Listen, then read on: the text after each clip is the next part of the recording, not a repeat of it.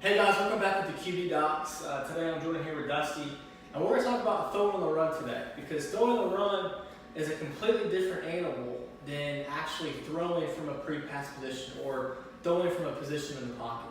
All right, so from a biomechanics standpoint, from what you're doing, from an anatomical standpoint, it's all different. Okay, so let me kind of explain this before we jump into a couple of drills that you guys can do to help throw on the run.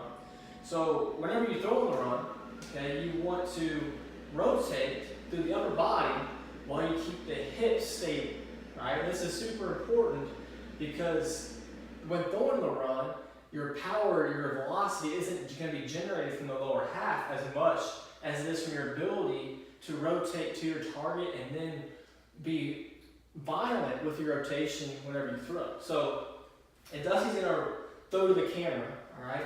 We would want him ideally to be able to have his hips square to the target, so hips square to the camera, and then be able to rotate his trunk, rotate his shoulders toward that front shoulder splitting the camera in half, all right?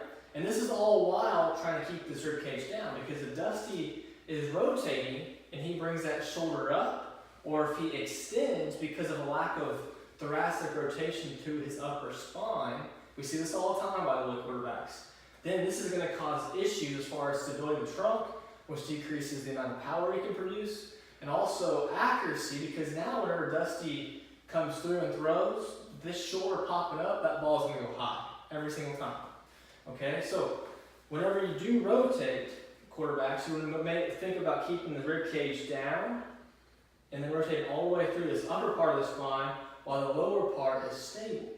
Okay, so with that said, really the first portion of learning how to throw on the run will be a drill called feet parallel. All right, so you're gonna have a partner. So your partner will be standing in front of Dusty.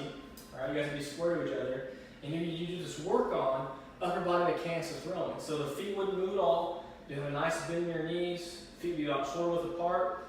Dusty will just rotate and throw with good normal mechanics. Okay, but really thinking about maintaining this position here, because this is the biggest compensation that we see. It's never rotation, it's always rotation extension, all right? So I don't have enough room, mobility, to rotate with my hips square here, and then instead of rotating, I extend, okay? So that would be the first portion of the drill.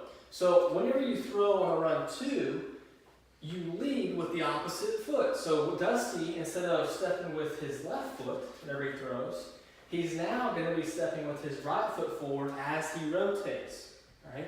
Which is extremely hard to do, okay? So the next part of this would be having the same position from the upper body mechanics standpoint, but now putting the right foot in front of the left foot so you can mimic that throwing motion, all right? So now we have to have a little bit more range of motion in this left hip flexor in order to be successful. Because if that's tight, that can cause overextension too, okay? Because that hip flexor attaches to that lumbar spine. If that muscle's tight, you're going to overextend. All right, so get in that position and then try to work on throws from that position too, because this is mimicking throwing the run.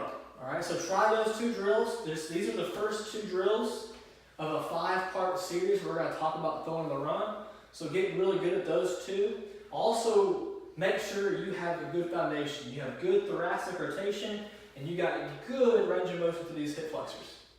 Okay? If you like that video, please check our other videos at the QB Docs on our Instagram, Facebook, and YouTube, or our website, theqbdocs.com.